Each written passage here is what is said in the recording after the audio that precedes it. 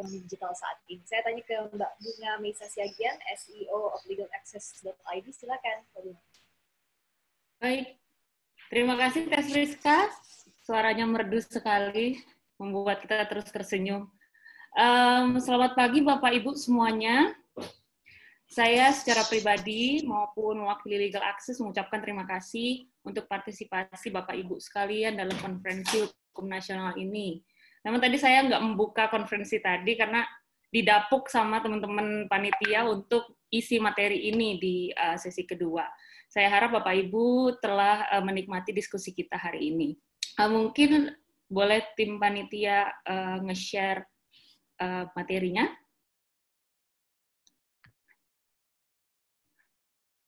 Ya, Bu, sekalian perkenalan ya Bapak Ibu, selain bantu-bantu di Legal Access, saya juga sehari-harinya as a lawyer, gitu. Jadi kalau misalnya nanti ada karena lawyer gitu ya, karena memang sehari-hari saya lawyer dan juga saya ngajar sebagai part-time lecturer di Universitas Prasmo, jadi lawyer di salah satu law firm di Jakarta.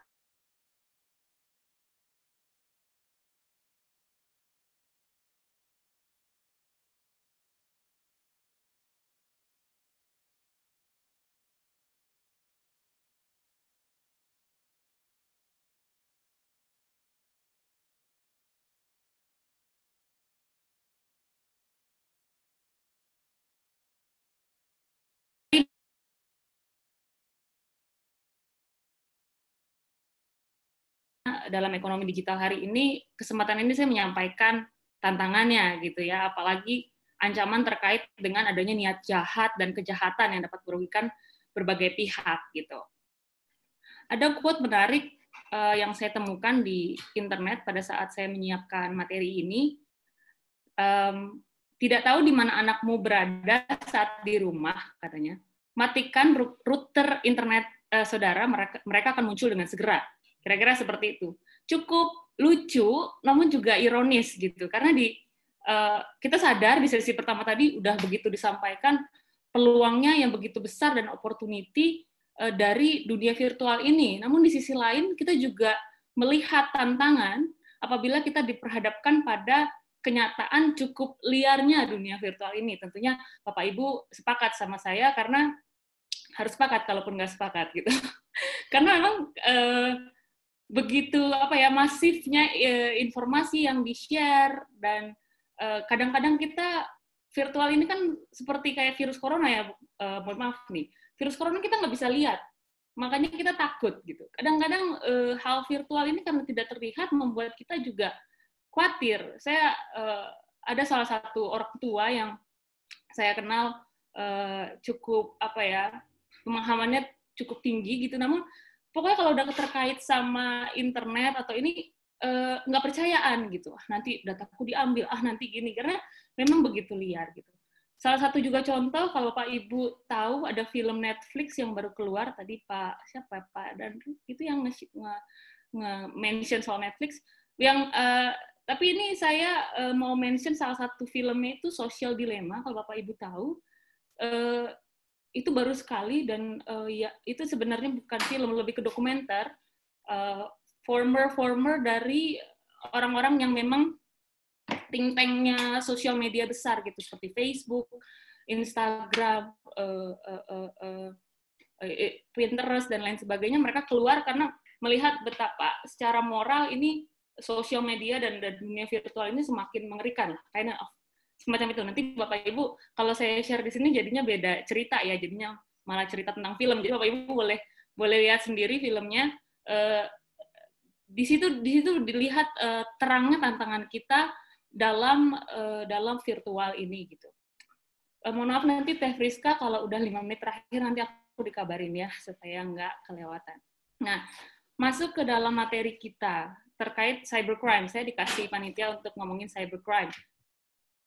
Kita perlu pertama sepakati dulu terkait terminologi yang biasa digunakan. Jadi kalau cybercrime itu kan kita sering ngomongnya cybercrime, apa kejahatan siber. Nah, dalam buku-buku yang saya baca ya ada teori yang bilang sebenarnya ada beberapa terminologi yang digunakan. Nah, yang 3 terminologi yang Bapak Ibu lihat di layar Bapak Ibu sebenarnya artinya berbeda-beda gitu. Nah, computer crime itu yang menggunakan komputer, jadi crime atau kejahatan yang menggunakan komputer sebagai alat dalam melakukan kejahatan. Apakah itu sama dengan cybercrime? Biasanya sebenarnya kalau computer crime itu dia tidak menggunakan jaringan internet gitu, hanya menggunakan komputer gitu. Misalnya penipuan terkait kalau komputer tuh dalam artian ini misalnya menggunakan jaringan telepon saat itu, atau komputer misalnya melakukan pemalsuan dokumen dan lain sebagainya menggunakan komputer semacam itu. Nah, sementara cybercrime itu kejahatan yang dilakukan melalui atau menggunakan media internet atau online. Gitu. Jadi agak berbeda kalau kita sepakati dulu terminologi di awal supaya ketika nanti ada contoh-contoh kita bisa kategorikan, oh itu masuk kemana, ke computer crime, cybercrime, atau computer related crime. Kalau computer related itu lebih sempit lagi. Jadi kejahatan yang bahkan hanya terkait dengan komputer meskipun hanya sedikit saja gitu, bahkan tidak menggunakan komputer tapi terkait dengan komputer, itu lebih agak jauh gitu. Nah, kita fokus kepada pemaparan atau terkait dengan cybercrime ini.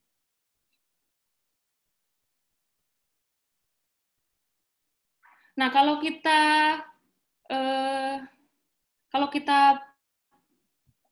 perlu mengerti sebenarnya cybercrime itu bentuk-bentuknya seperti apa saja. Nah, yang saya tuangkan di sini sebenarnya hanya sebagian dari berbagai banyak bentuk kejahatan siber atau cybercrime di dunia virtual. Saya coba telusuri satu persatu ya.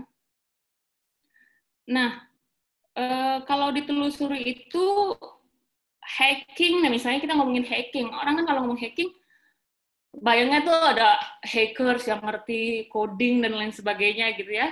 Nah, ya itu bisa benar gitu, dan mungkin lebih supaya terbayang hacking tuh ngerjainnya ngapain. Nah, Bapak Ibu boleh mengingat misalnya kalau orang masuk ke lahan orang lain gitu ya, kalau dalam dunia nyata bilangnya penyerobotan lahan gitu.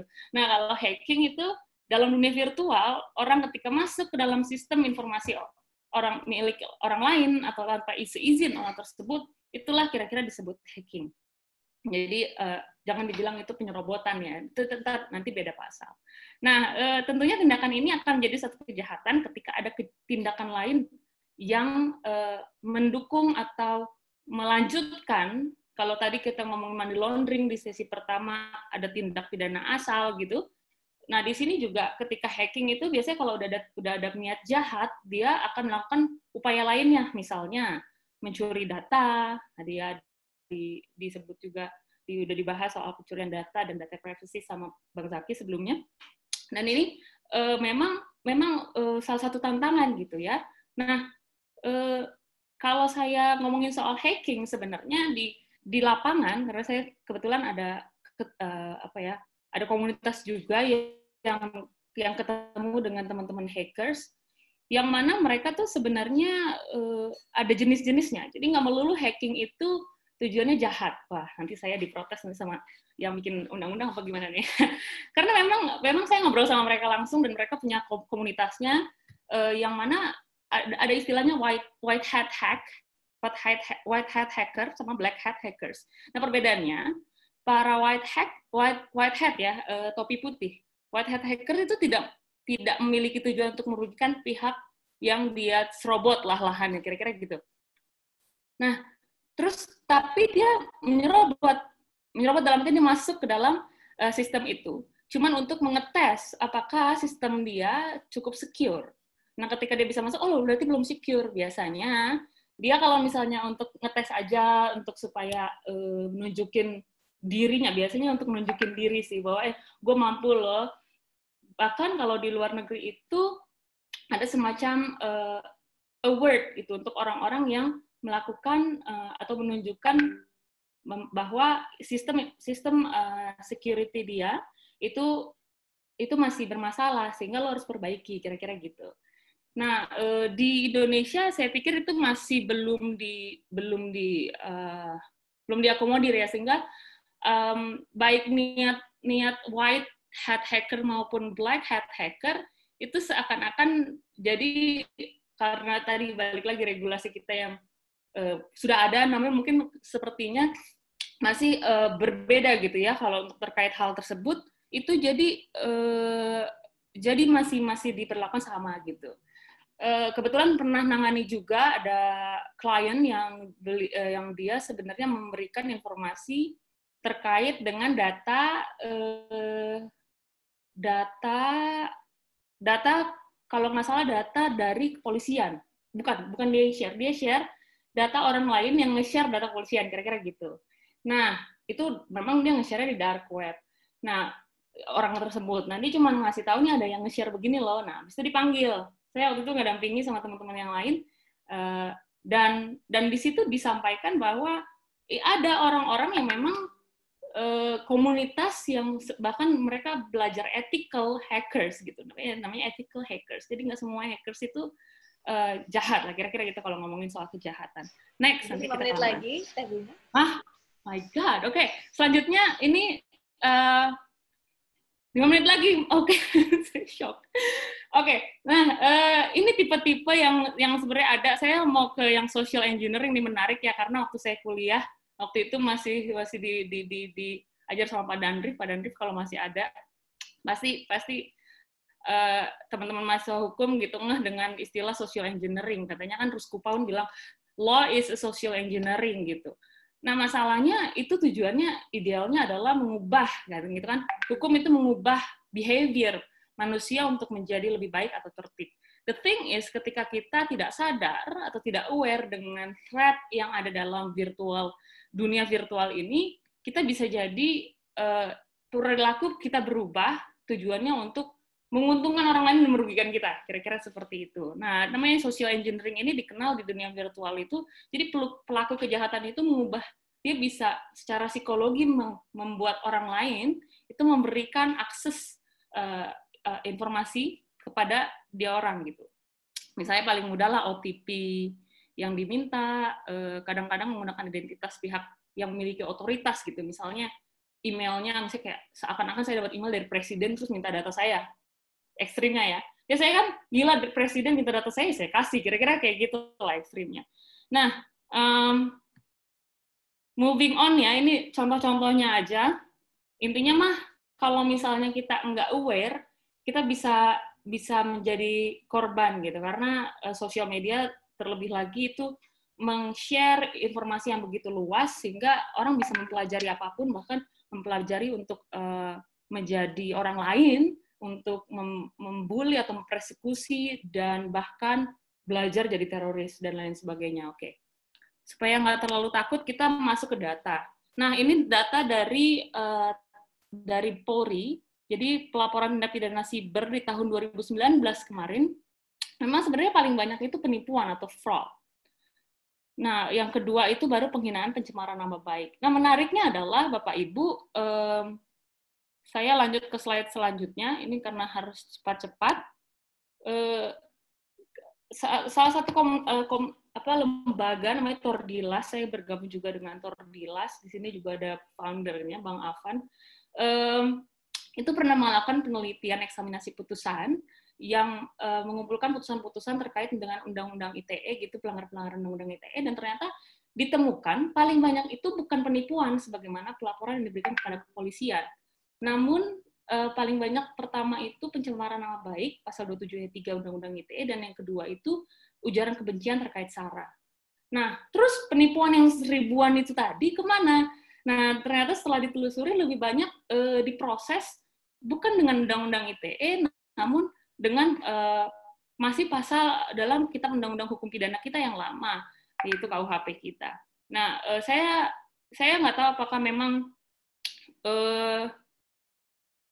saya pikir, apalagi Pak Dandrif nih yang udah, waktu saya masih kuliah dulu memang udah berkecimpung di Undang-Undang ITE ini, memang saya nggak tahu dalam implementasinya apa yang kalau sepemahaman saya sih masih sulit itu ya untuk menyedik gitu terkait dengan kejahatan siber ini. Perlu berbagai fasilitas dan memang dalam prakteknya penegak hukum kita masih terbatas gitu secara fasilitas, misalnya dari Polres, mereka harus refer ke Polda atau bahkan ke Mabes untuk tim khusus yang punya divisi cyber sendiri gitu.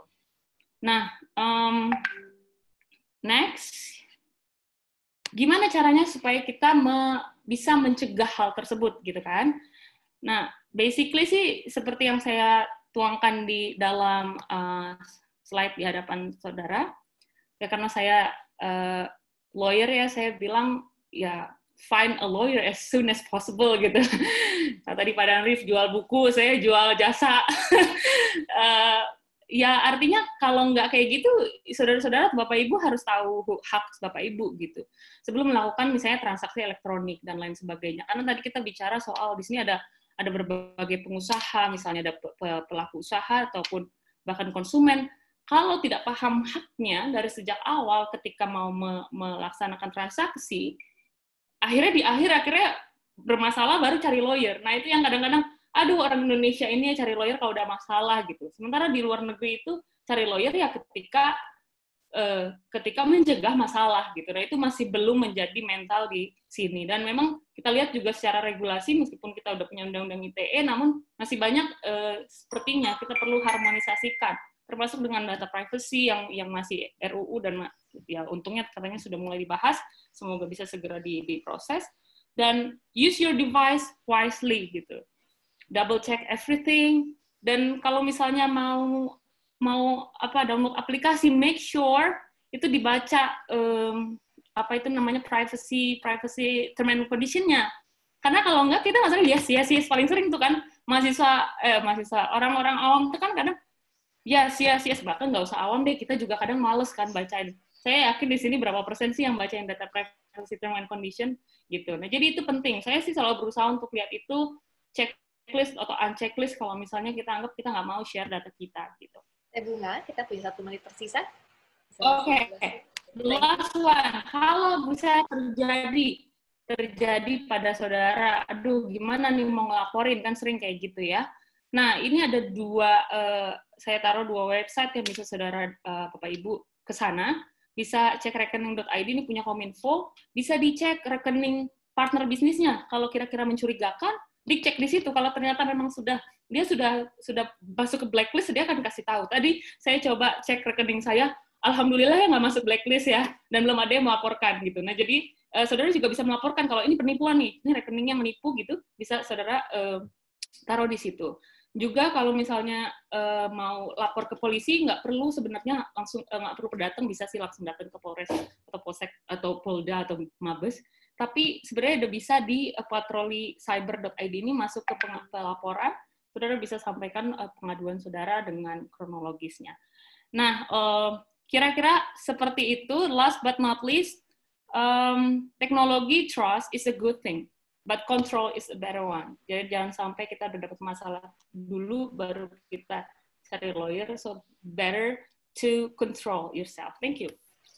Baik, terima kasih Teh Bunga. Di tengah ada tantangan era ekonomi digital, bagaimana mengambil peluangnya? Saya akan tanyakan ke Mas Reza Ahmad Gandara, CEO Chat Aja, gimana nih peluang dan potensi